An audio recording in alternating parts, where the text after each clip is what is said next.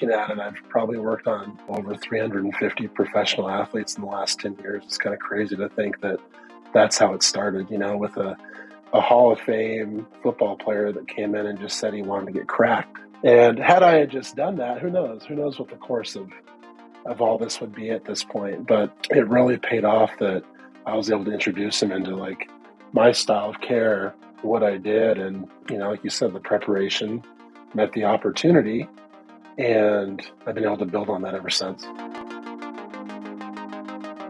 So welcome to the AFT Construction Podcast, and we have Dr. Brandon Boothe with us. Welcome, Brandon. Hey, Brad, nice to be here, man. Yeah, I'm excited to have you on. So Dr. Brandon Boothe, he is the owner of PROCARE Spine and Sports Therapy, and I'm actually a customer of yours, which I'm sure we'll get into later. So fortunately, we live by each other, and, I've friends through social media, which again, I know we'll get into social media, but again, Instagram is a huge connect. I know that's been big for your business, and we're both in this world. We're trying to set ourselves apart with, I know for you, especially Brandon, I mean, you're using technology and systems that competitors aren't. So, how did you get into that space? Just, trying to set yourself apart from the competition. Yeah, I think really just trying to find, or kind of when I started back in my business and with my profession and kind of knowing what I wanted to do, just setting myself apart more from the preparation standpoint. You kind of naturally build and figure out a way to sorry, I'm no, it makes sense. I got lost there. Is this going to be in there? No, we'll have him take that off there in a minute. But if I interrupt you right now, Brandon, so what's interesting is you mentioned preparation. What's interesting, taking this tangent here, if you will, it's one thing to say, okay, Brandon, I'm in a highly competitive space of the chiropractic world, spine, the medical field. It's one thing to say I can take the analogy of technology or innovation, but preparation is unique. I speak to a lot of entrepreneurs and I've never heard the term preparation, but if you apply that to any business or my business, if I'm prepared as a business owner with systems, organization, naturally, as you mentioned, you're going to escalate to the next level of innovation and product and things that you can implement with your patients and clientele. But essentially the preparation, the organization, that's what's going to attract customers and essentially build success to your business. Exactly. I mean, you have to be prepared. And, you mentioned success, and I like that quote, success is where preparation meets opportunity. I think that if you're prepared and you get the right opportunity, then, you can build a relationship of trust. You can grow, you can build a network of referrals, and that's where that success comes in. But you got to be prepared. You got to have a niche. You have to be different, than your average. I don't want to say average competitor, but than others, right? You have to set yourself apart, and that, in my opinion, that comes with kind of who you are as an individual, personality, but then also how you prepare yourself and how you differentiate yourself from other people in my profession, like other practitioners, and I'm not saying that what I do is necessarily better than other people. It's just it's a certain way, and I approach things a certain way, and I have kind of, like you said, my own systems that have proven to be effective.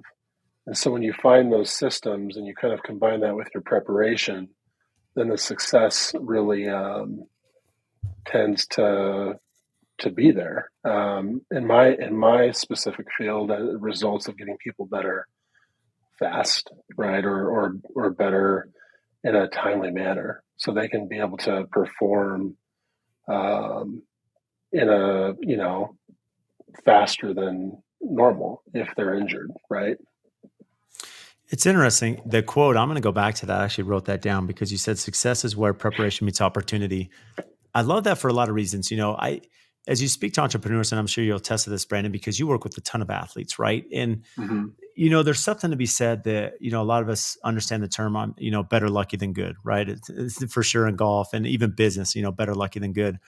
But the reality is, a lot of successful people will attribute, maybe it is luck, maybe it's opportunity, or certain doors are opened, but there's something unique where you have to be ready to seize that opportunity, right? So, and this goes back to really the core of what you're discussing is that, yeah, we make our own luck. A lot of people say, I make my own luck. I'm lucky, but I make my own luck. And the reason being they're prepared, they're vigilant, they have a plan, they have a game plan, they have a direction. They may not be there yet, but they understand where they're going. And, so when that door's opened, if you're prepared, if you're ready, if you have systems and education and all these things in line, you can kick the door down and then that opportunity is there. And now you can essentially seize the moment.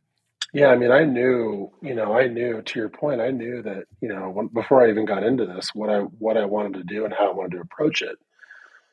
I was prepared. And obviously continuing to learn and grow and kind of, push your mind and keep kind of expanding and those things. But I had that foundation. And because I had that foundation and I had the goals that I had set, when that opportunity came up, the preparation was there. And, looking back 10 years ago, when I first worked on the very first pro athlete that came into my office, like, am I a better practitioner now than I was 10 years ago? Absolutely.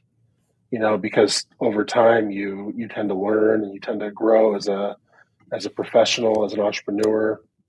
But at that point, I was, I felt like I had prepared myself to treat the athlete, to treat the active individual, to work in that environment. That I just had to kind of let things happen to where the opportunity presented itself. Let me ask you this, especially coming from the medical field. I think something that's unique as I've worked, either for clients that are in the medical field, someone such as yourself, I think what really sets you apart is this bedside manner, right? And you have this cadence, you have this communication. There's a temperament. It's really important in management. For us, we manage projects and customers, and so having the right people that have good temperament, good communication, bedside manners, essentially in the medical field. What do you attribute to that? How did you learn that skill? Just the calming influence to say, hey, I understand you're in a lot of pain, but we're going to get you here, and to just set that expectation. And again, a lot of the malpractice is because they don't like their doctor, right? It's, so that bedside manner is just absolutely key. Yeah, I had a great example. My dad was a dentist, and so watching him growing up and seeing how he interacted with his patients was huge for me. I knew that patient satisfaction is extremely important. For me personally, I'm dealing with people in pain every day, and so you get an injury from an athlete, or you get an injury, a low back injury, you get a shoulder injury. People don't like to be in pain. They need to be out of pain. And so you try to give them, the tools that they can do on their own, but then also in the office, having that bedside manner, comforting, not really comforting, but like giving them a level of comfort to know, like, hey, this is what we're going to do. We're going to give you this time frame. I'm a chiropractor, but most people, they kind of, they wouldn't really consider me as a chiropractor, but because I do dry needling, I do sports therapy, I do that stuff. But giving the patient an appropriate time frame and saying, hey, we're going to work on you, 3 to 5 times and see if we can fix your issue, so that you're building that trust in the patient, but then also having them be confident in what you're doing and having them, because there's a lot there, there's a lot in the patient because a lot of patients, honestly, I get patients that have seen multiple chiropractors, that have seen multiple physical therapists. And, it's saying, okay, like, let's evaluate you.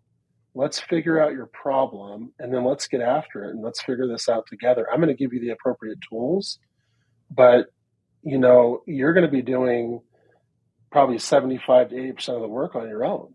And a lot of practitioners don't really do that. They want you to, especially chiropractors, they want you to come in all the time, get adjusted, right? And that's completely the opposite how I practice. But going back to the bedside manner question, I just think, people need to feel that you care. And really, that's the foundation, right? I mean, if a patient feels that you're going to help them, and there's a level of, you can feel that when you're with somebody, and it's if you care about what you're doing and you care about the patient, and they're invested in what you're, in your plan, and you're invested in getting them better fast. I think, overall, it just ends up lending to good results. There it could be some placebo effect, but honestly, I think just there's that mutual, um, uh, that mutual, I guess, ability to help them to heal, but then they're also helping themselves heal. So I think the bedside manner is extremely important, and I think a lot of people are looking for individuals that, especially practitioners, that really care and that really want to help them. I love that you shared that. I mean, the bedside manner, there's so much application to me, right? Because I'm going through this now, just how it relates to my field. That's a little bit different for you. It's when someone knows you care as a practitioner and they're coming in, as you mentioned, they've been to multiple specialists. Same for me. I went to multiple specialists. I go to Brandon and bam, we're doing awesome, right? There's a huge change there. But I knew that there was an optimism. There was, you actually cared. I felt like there was a connection there. I'm going through this process right now. We have a client. We're going through the bidding process. Pricing's high, inflation's high, building costs are high, and it's easy for things to get out of context or escalate. And when the client knows you care, that you're looking at the same goal, and there may be some optics, there may be some other communication, but it really comes down to there's a connection. If they know that we care and that we're trying to look out for the client and protect their investment and stretch a dollar, as we say, there is a trust that's built. And once you lose that, you can't get it back. And I'm sure it's the same for you. That trust is so key for the client to trust you, Brandon, to come in and say, I trust you. And then when you get to that moment, you can really be successful in your preparation and performance and what you bring to the table. Yeah, and that's 100% true. And that all foundationally starts with your confidence in your ability and what you do and provide as in your case, with what you do with construction and what I do as a practitioner. There's a level of confidence there, but then also building that relationship of trust, and it just tends to lend for good results.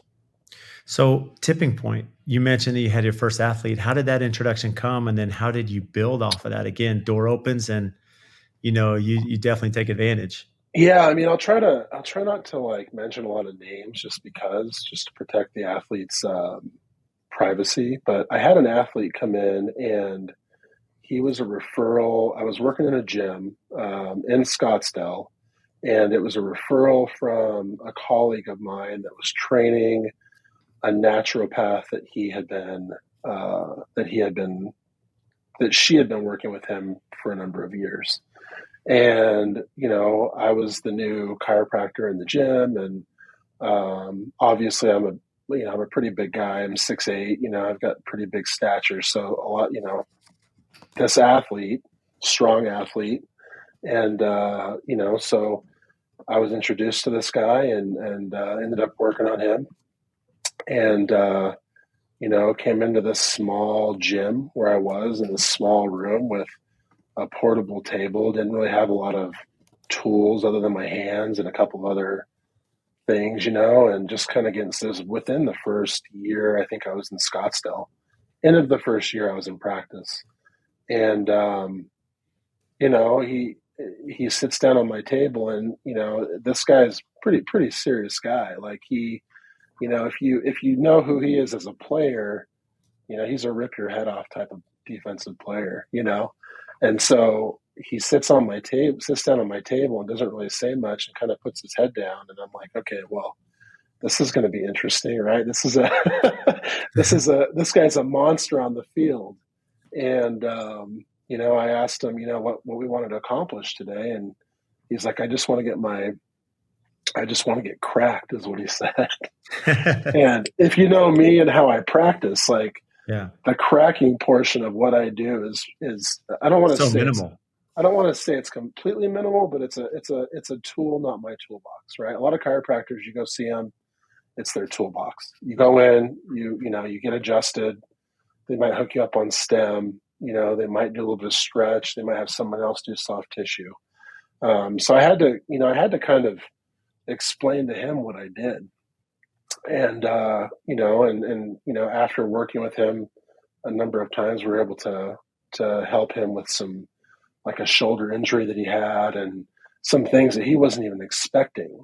That he was expecting to come in and get adjusted, where I kind of showed him how I practice and what I did some soft tissue, manual therapy, and adjusted him as well, because that's what he was looking for as well. But was able to kind of introduce to him how I practiced without him really even knowing. And then, after he came in, things just started to really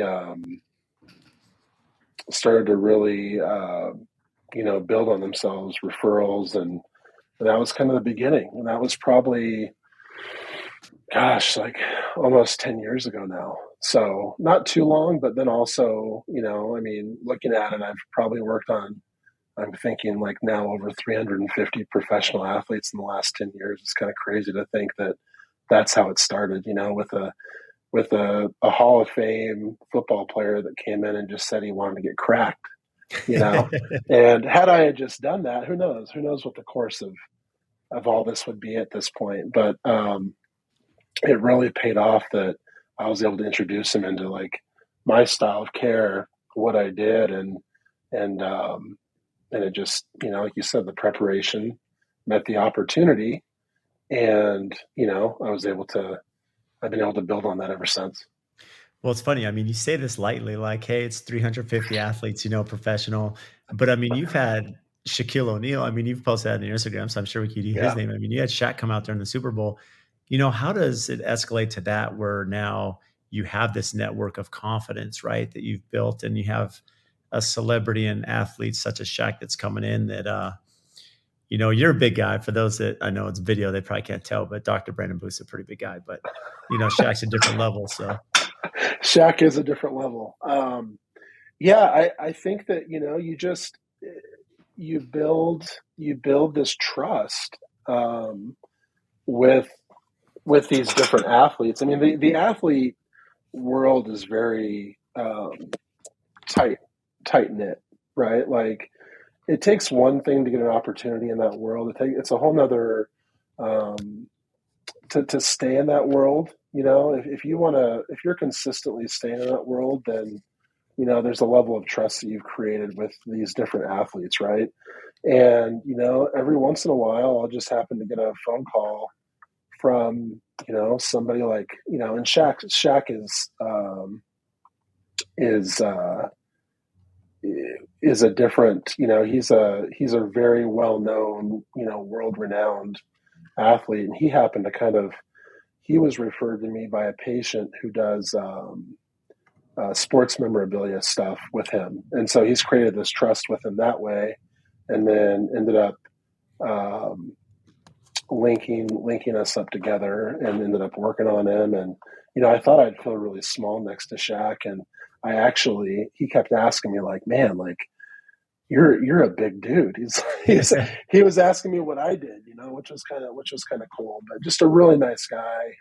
Was able to help him with a few things, and but yeah, I mean, this last couple of weeks, I've gotten a few phone calls from a couple of other, elite high level athletes, and honestly, it doesn't matter the name or the individual to me. It's right. just it's all, these are people, and they're great. They're great people like you and I. They're just highly skilled.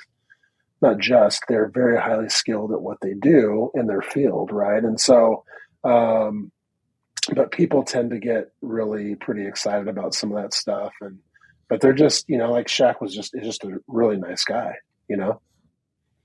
So let me ask you this, because as it applies to me, I've looked at, there's certain builders, and we've been fortunate to do some projects that are building science, right? We were fortunate to do a net zero home, which is state of the art construction and essentially off the grid. And to your point, as you're prepared and these opportunities come up and you can go after them, it's really important for us in our industry to continue to seek better construction methods and better techniques and better processes, right? And products that are out in the market. For you, you have to also continue to do the same. You may already have a good understanding of what your clients need to help them get out of pain as they come in, and that's why you built a reputation. Explain like dry needling. What's that like? How did you understand to do that? And some of the other techniques, maybe you don't have to get into too specific, but Yeah, you're doing things, as you mentioned, people assume chiropractic because you're going in and getting cracked. And that's rarely just, again, a plug. When I went in for the first time, you didn't even crack me the first time. And I was in there for about an hour and it yeah, felt totally different leaving. And so how did you get exposed to just different methods, which you're getting away from the norm now of your industry? And it's hard in construction to get away from the norm. It's hard in the medical field as well. yeah. So, for me, a lot of it just makes sense, right? I mean, I'm looking for the best treatment modalities to help the athletes and my patients get better fast. And, I'm exposed to a lot of different modalities, maybe that the general population in my profession isn't, or, maybe they don't want to do the soft tissue work, or maybe they don't want to learn how to do dry needling. My education had prepared me, very very good understanding of the human anatomy, musculoskeletal system, right? So, I didn't have to take years of dry needling. I was able to take a certification course because I understood the musculoskeletal system, the anatomy of the body, right? Where things were, where nerves are, what you're trying to avoid, what you're trying to, working on tendons, working on muscles, that type of thing. And so it just made a lot of sense to me from a rehab standpoint as an ex-athlete myself, to really hone in on what therapies were going to help the athletes heal. And dry needling in particular is a really cool therapy. It's very effective. A lot of people are resistant to it because they're not super excited about needles. Shouldn't be really painful. A lot of people come into me, a lot of athletes come into me and they're like, man, doc, like, you're dry needling, it doesn't really hurt that much, or it's not that painful, or, and I don't know really. I'm just doing what I was taught. I'm sure you kind of learn different skill sets and what not to do and what to do when you're doing things. But really, the dry needling, when I learned that I could stick a needle into a patient in an area and what the human body does in response to that, which is basically sends in just flushes out the inflammation and helps heal things faster. It just kind of creates some micro trauma in the body to help the body heal fast. It's a no-brainer. You have a sprained ankle. I'm going to drop a bunch of needles in there and help the body. I don't want to make inflammation sound like it's bad, because it's not. I mean, it's the way our body heals itself. But too Mhm. much inflammation too long is going to irritate tissue, right? That's what causes pain, right? Like low back pain is a lot of times is caused by inflammation of the tissue, of the surrounding bony area, disc, stuff like that. And so the needling has allowed me to, it's not, I don't do it on every patient, but if it's warranted, I'm going to drop some needles, and 100%, it's always going to end up helping the patient heal fast. And my philosophy from day one has been to, like I told you before, like we talked about, like, let's get you feeling better fast. Most therapists want you to come in forever, and that's, I think I worked on you maybe what, three or four Yeah, that's times. it. And, and that was the goal, right? Let's see if we can get the inflammation down. I'm going to needle you. I'm going to do soft tissue, you know, let's maybe hold off on the adjustment because the inflammation was there too much, and then kind of go from there. But I'm constantly, I'm sure you are as well, trying to figure out, okay, how do I make myself better at what I do? Always constantly trying to do these, cutting edge treatments. I just recently added a machine. Did I use the Indiba machine on you? I think I did a Uh-uh. little bit, didn't I? Or actually you did. Yes, you did. Yeah. Yes, you So I, did. I just got this machine, the Indiba from Spain, and That's the heat one, yeah, right? yeah, Yeah, and you it, did. it stimulates it stimulates mesenchymal stem cells. It sits at a frequency of 448 hertz, and while that's over the tissue, it's actually stimulating mesenchymal stem cells in your body that you already have in there to start healing up. that area. And so for me, it's like, okay, stem cells are cutting edge, right? I mean, people are going to Colombia, they're going to the DR, they're going to Mexico to get this influx of, paying, tons of money to do the stem cell treatments, which I think are very effective, by the way.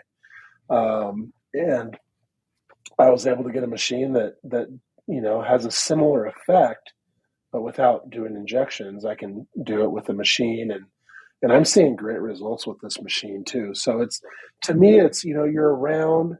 I'm fortunate enough to be around kind of the best athletes and the best treatments in the world. But when I see something that makes sense to me, that is going to help a patient or an athlete, um, improve and get better fast, then, to me, that makes sense. Dry needling to me was an addition to what I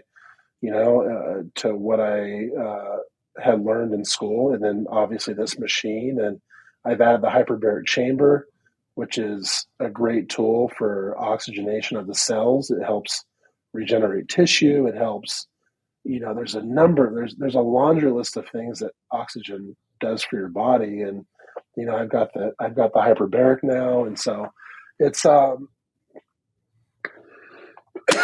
Well, as they mentioned, if I interrupt you, Brandon, there, what's interesting about the hyperbaric, not to deviate too much, but my understanding, especially if someone's been through surgery, cuts, stitches, that oxygen being in the hyperbaric chamber, how quick it accelerates the cell growth and the cure time is so much faster. oh yeah, I mean, it's amazing. And my patients have been, and the athletes that have been using it have been getting great results from it. So to me, it's finding what is the modality going to help the athlete, going to help the patient, you know, heal from injuries from the past season, or heal from, injuries that I'm really just treating in my clinic, which, I'm seeing every day. So just whatever I can do to get people better in a timely manner. So let me ask you this maybe before leading into the other conversation, because I want to talk about the cure time for your clients and how just your methodology to that. But with the hyperbaric, for someone listening that may not be familiar, maybe explain what the hyperbaric chamber is. And again, we kind of touched on that, especially if there's, cuts and stuff, it can help. How does it help for your clientele with tissue repair? I mean, benefits, do you recommend the hyperbaric just in general? Should someone do that? How does that benefit the human body? I mean, if you research the hyperbaric chamber, you're going to get, it's almost like a magical, or it does so much for the people using it, right? I mean, stroke victims can use it.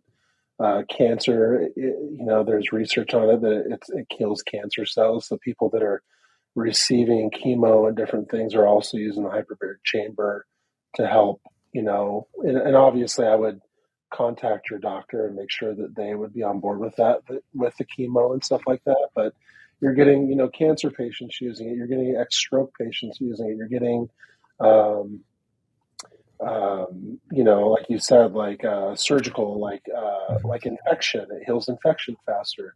And essentially, what it's doing is just infiltrating your body's cells with a ton of oxygen, and that's how our body heals, right? With the oxygen we breathe. So, the chamber itself, it's it creates like a high altitude pressure, and you're getting the oxygen from that, and then you're also getting oxygen, purified oxygen from a oxygen concentrator that basically it filters out all the other stuff in the air and just pumps in really strong, a solid amount of oxygen in your body. And most people, they have a hard time really explaining what it feels like when they're done, but they just get out and they feel amazing, and it's not like that for everybody, but I do think that, when you use it, so really anybody can benefit from it. I heard recently that one of my patients, they have a friend that's been using it for their child who has autism. They bought one, right? And they're noticing a huge change in their child's autism. So I don't ever, when somebody comes into me, I'm using it more for, you know, um, injuries, tissue injury. If you get the benefit of sleep, I mean, it can help with sleep. It can help with insomnia. It can help, but for me in particular, I'm using it for that. And, but there's a whole laundry list of things that it's good for. Well, I think what's interesting, you made a comment that, your goal is to get patients in there and in and out quickly. And I would imagine there has to be some sort of ethos or methodology, because what's tough for you in your line of work is that all of us understand there's a cost, right? The client acquisition cost, right? As they find clients, you have to retain them. And, we look at this, as we're acquiring, clients, making sure we find the ideal client for our projects. You're finding someone who may come in twice and that you've healed them. They may come in four times. Some may be a little bit longer depending on the injury. How does that work just mentally, knowing that you're going to heal someone and now you're back to the grind? Is there like a mentality of abundance as opposed to scarcity? I mean, how does that work for you internally just with your profession? You would think that it wouldn't be a positive thing, but for me, it's always been a positive thing. My patient retention has got to be, you know, at least 90% of the patients I see. And the reason being is you talked about bedside manner, you talked about trust, and then there's a plan. And then, let's stick to that plan and let's go. And if that plan doesn't work, we may need to refer you out. We may need to try something else. We're not going to keep trying the same thing over and over again if it's not working. And so trust, result driven care. And then a lot of people would think like that's the worst business model because you have a client coming in 2 to 4 times, but I worked on you 3 or 4 times. Like, you're going to tell people about that, Yeah, right? 100%. To me, that is instant referral. And to me, there's no greater, that there's no greater thing than nothing a patient can do for you greater than a referral, right? And so, just today before I got on this podcast with you, I had an NHL guy who he has this 30-year friend who reached out to me, and they were just talking, and I just set her up for an appointment right before I got on this, and to me, it's the level of care, the level of care that you provide for the individual, and then it ends up paying itself back tenfold. Like I haven't, I hate to, I don't want to make it sound like I haven't done, I really haven't had to do a lot of marketing because of the way that I've helped people get better. And if you fix something on someone that other people haven't fixed, man, they'll tell the world about you. So, will I need to do marketing someday? Absolutely. As I grow and add maybe other practitioners and things like that. But up until this point, like it's been getting people better fast has been the best thing that I could ever encourage people to do in my field, because you're getting results and people want results and they're going to talk about you once you get results. It's the mentality right there of result oriented, right? And it's funny because I won't name him, but we have a mutual friend, mutual client mine that actually sees you. Yeah. Kind of a small world how this happens. And what's interesting is I had worked with him and his family it had been like 14 months of pre-construction. And because of the schedule, of sports, like, it took a little bit longer just because accessibility. But I do remember when it came time to start, and I was super excited. We had put a lot of time in this project. And I just looked at him and I said, Client X, I think you're making the wrong investment. You're putting a lot of money. This is not the best neighborhood. At the end of the day, it's just not going to be great for you and your family. And it was interesting because he didn't do it. I didn't get the job. But I created, essentially a friend or a trusted ally for life who now has referred me to others. And funnily enough, he fast forward 3 years and here we are doing a project for him. And so to your point, I think it's interesting that when you have this mentality that if you're looking for the best interest of the client, like you mentioned early on, and it pays itself. I've had 2 people that will be reaching out to you, Brandon, Dr. Boothe, and I said, go to him. Like, it's game changer. And so there is this understanding that, you do the right thing, you're prepared, you're looking for new technology, and it pays itself forward. Absolutely. So from your side, Brandon, Looking back now, of course, it's really easy to look back and say, "Well, I wouldn't have changed anything." But what advice would you give to your younger self, especially, starting in the career path you did? Man, you know, you always look back and you think you could do things different. I'm trying to think of what really I would tell my younger self. I think just, you know, that's a tough question. I'm not sure. I'm not quite sure how to answer that one. I mean, you've been pretty fortunate, Brandon, that you've kind of taken a different path from like traditional sports therapy, chiropractic. Uh, would there be a different way to maybe accelerate your growth? Would there be a different way to market your business? Is there a different way that maybe you could have, network different, open your own office? As you look where you're now, or maybe it's better this way. If there's a young person starting their own company, right, their Yeah. own therapy business, what would you advise to them to start building a book of business, to start building clientele and an organization? Yeah, I think, looking back, if I would have started over again, I would have started the same way. I would have started out pretty small and then kind of grown as you know, um, as you build a network with different people and you build a relationship of trust with different clients and stuff like that. Um, maybe along the lines, maybe would have maybe hired somebody a little bit earlier to help out, just because burnout can be real. And when you're doing everything, I've been doing everything by myself as a lone wolf for all this time. So answering the phones and scheduling. I mean, all that stuff. I think if I would have done it over again, I probably would have added more help initially, as I was going. But then also you have to look at it and say, okay, like, what's your overhead going to be, and can you afford to pay that person, and how does that kind of factor into what you're doing? And so I'm kind of going through that in a little bit of a later stage. Like I'm kind of in the process now of hopefully trying to build that out. But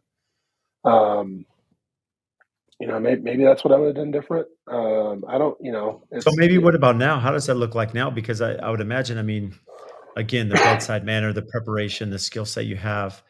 How does this look for your business as scaling and maybe even now hiring, where you're thinking, can I take some off my plate so that maybe I have a little bit more time or could see more patients? How does that look? Yeah, it's tough because you're always adding people into an environment that you've kind of created, right? So in order to grow and scale, there's a lot of training that has to happen. You have to hire the right person. And so for me, it's just trying to find people that are going to, I guess, buy into the vision that I've created and the philosophy I've created in this practice. Um, so it's not easy, and, obviously, any recommendations there would be greatly appreciated. But it's, I'm going through that process right now, and it's kind of just trying to figure out the right way to do that. But you want people to come in and be able to build on what you've created, right? And step in, and that takes time a lot of times, right? A new practitioner, they've got to be willing to want to learn and to what figure out the philosophy, and they'll add probably something great to what I've already created. But um, it's a growing process, and maybe looking back, I wish I would have done it a little bit earlier, just to take um, some of the minutia off my plate. But I've done it for so long now that I'm kind of I've figured out how to do it. But then also from a time perspective, not having as much time, I'm pretty tied to this. I am the practitioner, so I'm constantly you know doing the work, and which is great. I love it. But you need to grow and to accommodate more people, you have to be able to hire, right? And so, figuring out the right way to bring somebody on, train them appropriately, um, I guess just takes a little bit of time to find the right person. But, it's, I'm looking forward to it. I'm looking forward to the challenge. So, So let me ask you this: with any business, right? A big part of it logistically is understanding, how do I bill, collect, am I pricing accordingly? Am I within market, or have I created a brand where I can maybe charge over the market? For me as a builder, I think one of my biggest struggles early on was understanding how to price a job, how to communicate that with the client, set that expectation, understand, burden rates and overhead for my employees and how that plays into consideration of every project. Fortunately, I have a mentor group. I have other builders, a builder 20 that I can confide in and understand how they've been pricing and they've built their businesses. And so there's a lot of advice, right? Have you had mentors, or how did you figure out that structurally to just understand, am I charging what I'm worth? Am I charging market value? Am I over that because I offer different services? Just fine tuning the financial aspect without getting specific numbers, but just as an overall context of the company. Yeah, that's interesting. When I started, I mean, it's hard to really know what you're worth, right? I mean, when you start, and I remember I had the very first athlete that asked me to fly and travel to work on him in Detroit, Right. right? And I'm like, okay, how's this going to work out? Like that's a full day, or probably maybe even a day and a half or 2 days I'm going to miss from my office, and so the guy that I was working at the time was working for, but working in his facility and working on a lot of these athletes where I met a lot of these offensive linemen. I had basically, um, you know, asked him, because he had been a professional athlete, like, what does that look like? I mean, how do you put a number or a value on missing that much work, flying across the country, different time zones, and so it was a learning curve for me with that, especially because obviously it's going to be a little bit more expensive to take me out of my office away from that, and to work on somebody, like to fly to a specific location and do that. But yeah, I just kind of I just kind of looked at the market, and I figured I would try to be as fair as possible with the type of therapy that I provided and the amount of time I spent with the patient, and have just kind of built on that as time has gone on. I mean, the first time I raised my prices was maybe like 4 or 5 years ago. So six years into practice on my own, and then so yeah, it's not, to me. Obviously, you have to make money. I mean, I work to provide for my family and to give them opportunities to do things, and obviously, when you run a business. But again, going back to the foundation of um, you know of helping in my business, helping people and letting that kind of drive the monetary aspect of it, if that makes sense. Like when people know they're going to get a good product when they come in and see you, or when they're whatever they're going to get, like they're willing to pay for that when they know that, hey, this guy's really invested in me. He's really gonna help me, and he's not gonna have me come in for the rest of my life 3 times a week, and just to come in and pay me all this money. Like, how often do I hear people come to me and say, hey, I just signed up for this 6-month deal with a chiropractor. I paid them $4,000 out of pocket. They gave me this huge, sheet that shows me all this huge deal I'm getting for paying them $4,000 out of pocket. And I'm like thinking to myself, like, man, like, and then they say I can come into it as much as I want, like 3 or 4 times a week. And like, how are you teaching anybody? How are you helping people that way? In the end, don't you want to help people help themselves? Like, so that whole model and mindset has really allowed me to spend more time with a patient, maybe charge a little bit more than your average chiropractor, but then you're giving them a really good surface and you're getting great results. So it's Yeah. Well, what's interesting is essentially you're saying, when I provide value and when I started providing value, right? That's when the people are willing to pay for value. And it means different things in different industries. For you, hey, there's definitely sophistication of the product you're offering for people to get pain free, and they will pay for that, right? But so many times, and maybe social media is the cause of this. I think a lot of us, we're ambitious, especially entrepreneurs. We want to get out and hey, I want to make money. I want to make money, or whatever it is, whatever your goals are, support your family or personal, whatever it is. But the reality is, as you mentioned, there's a timeline here that it took you years to raise prices because you're creating value. And once you got to that point, then you can capitalize. But it's the long game. You're not in the short game. You're in the long game, and building the business and building the reputation. Understanding what someone would pay for you to travel is interesting because I always have heard the analogy, and are you running a table at the restaurant or are you running the restaurant, right? And there's a big difference there that, if they're running a table at the restaurant, yeah, they're going to get a discount, but they're only going to get a limited part of Dr. Brandon. If someone's flying you to Detroit, your whole book of business changed. They're running the restaurant.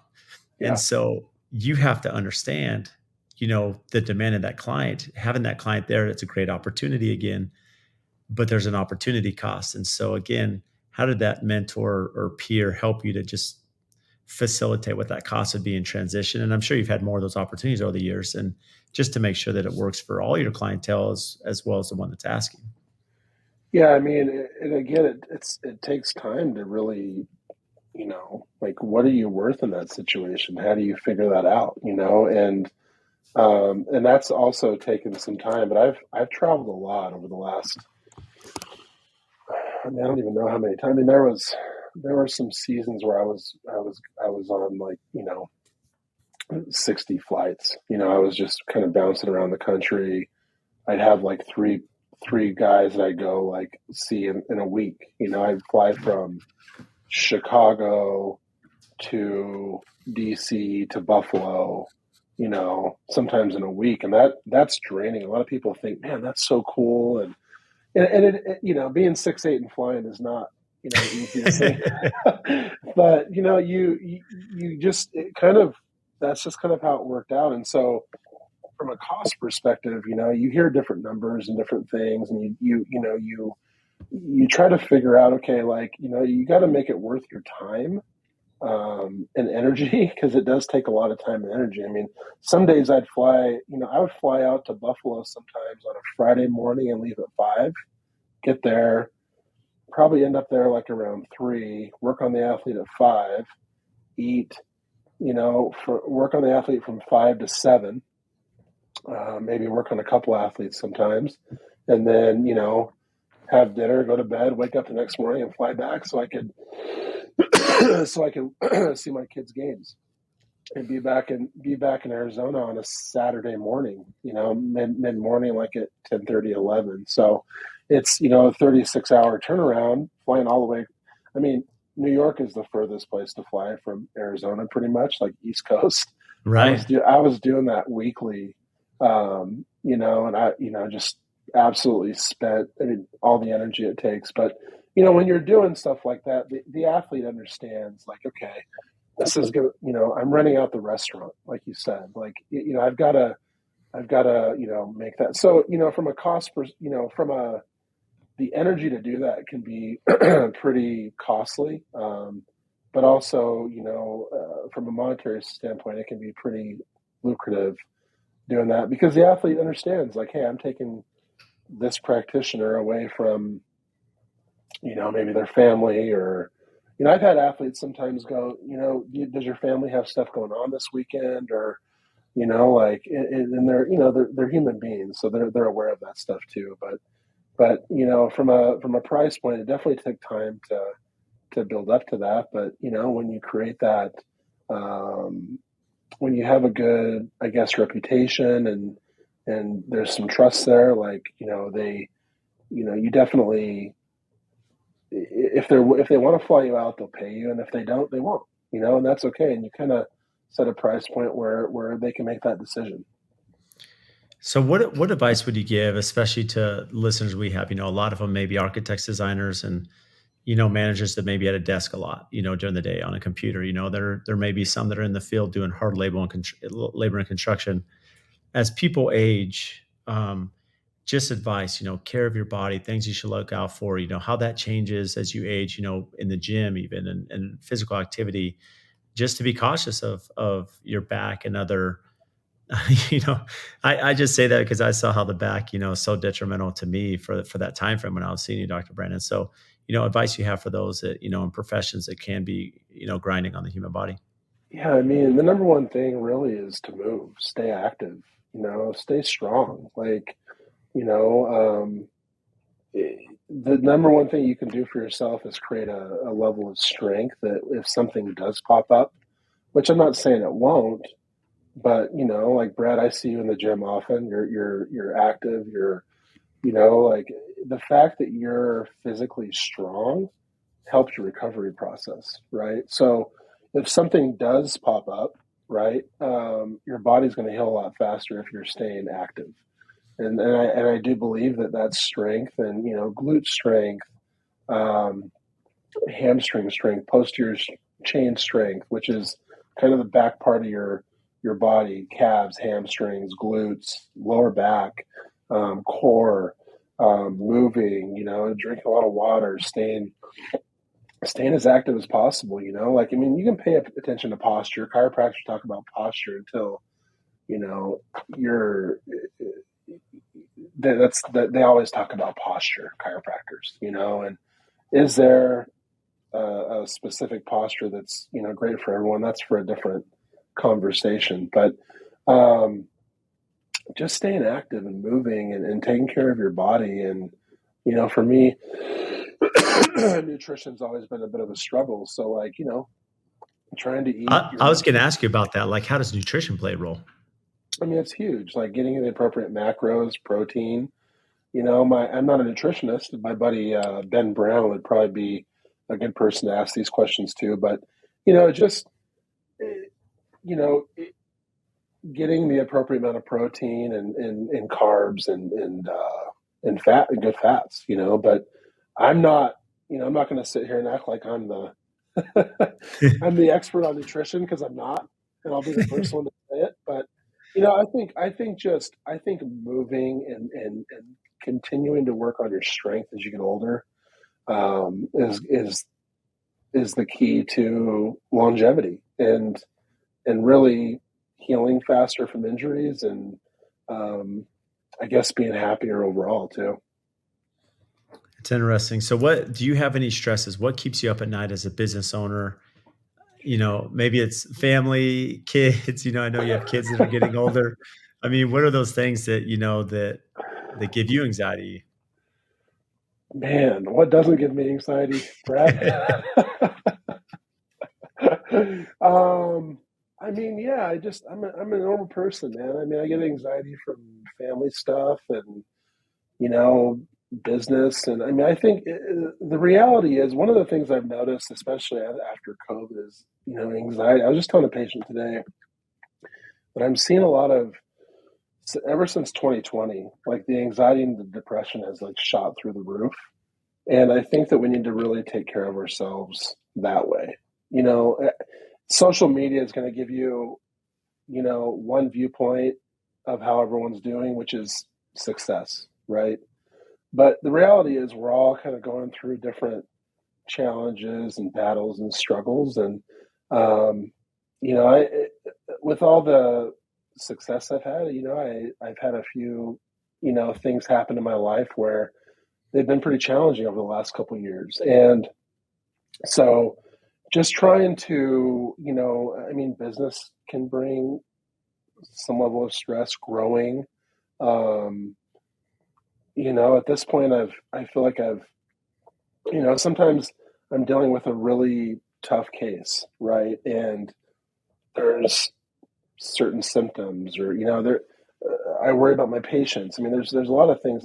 I'll be laying in bed sometimes, and I'm like, and it just kind of a bell goes off in my head, and it's like, oh, I missed that. And it's just that's just experience and just me kind of, I guess, the level of care that I provide. I don't know. Maybe I think about my patients too much. I don't think you can, but um, I think just the normal daily, the grind of everything, balance, right? Like trying to find a good balance. I mean, do we ever find a good balance between, spending time with our kids and our wives and our significant others and our work and, but I have noticed a huge uptick in patients, noticing a lot more patients and a lot of people around me with a lot more anxiety and depression. I think that's a topic we need to talk about. I always a lot of times, I have athletes that go through these major injuries. They've shattered a knee, or they've completely demolished their ankle and they have to get it rebuilt. And I always ask them, I'm like, hey man, how's your mental doing? How are you doing mentally? And I don't know if practitioners always ask their patients that, and I tend to just, to me, that's part of the process is like, if one of my athletes is, struggling mentally, or any patient for that matter, I'm not asking every patient how they are mentally, but I know what it puts what an athlete through when they go through an injury, having been an athlete myself, and it can be pretty rough on them, right? And when that's happening year after year, I mean, every offseason I see guys and sometimes they've had two or three new surgeries from the season prior, and so um, I just think I think we're all kind of going through it, and we just have to all be supportive of one another, and if you are dealing with extreme anxiety or depression, like get that taken care of, like talk to somebody or reach out, because that's an important topic, an important thing, especially since the COVID stuff, man. I feel like it's really shot through the roof with people.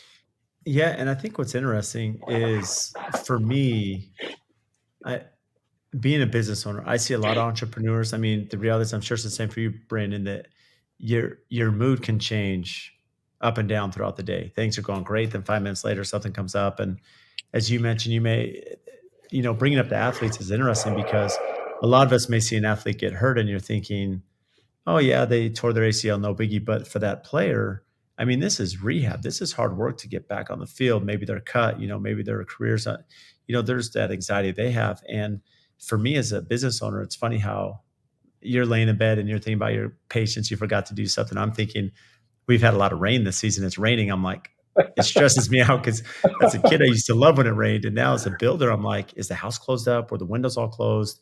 Is the waterproofing right? Like, am I going to do it the leak, a flood?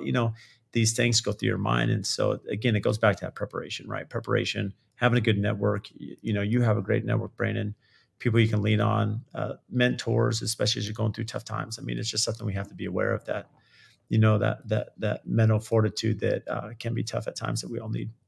Yeah, and I don't, I especially as men, like you're kind of taught like suck it up, and especially if you're ever an athlete, right? Like my whole life I've been taught to suck it up, and like we don't really talk about those kind of things, and so I think it's important to just kind of bring that to light and make sure that if people are going, everyone's going through something, right? Like, um, and also I think looking at the athletes, one more comment on the athletes, like we for example the NFL, right? It's entertainment. We watch it on Sunday. These are high level athletes going out and really doing things that no one else can do, right? They're the 0.01% of the population, and we have to remember that these are human beings, right? And they have livelihood, and they go through, so when they go through these injuries like this, like they could lose their job, they could get cut, they could have a contract and they could lose that, so um, that's an important part too. That to me, that's just part of me being a practitioner, is just caring for the patient. And I'm obviously not in here, you know, doing any psychology or any, I'm not a psychology expert, but again, that just goes back to caring for your patient, right? Like getting them what they need with the appropriate specialist, or I may not always be the right solution for the patient. If I'm not, I'm willing to, refer you to somebody else. And to me, it always, and I'm sure you would attest to this too.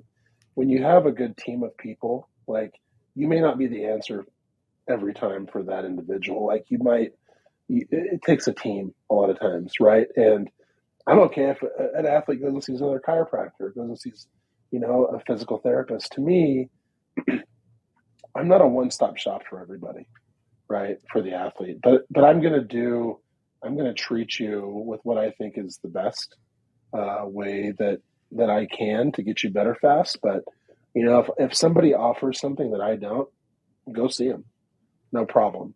Like, and I think a lot of people in my field get a little bit possessive.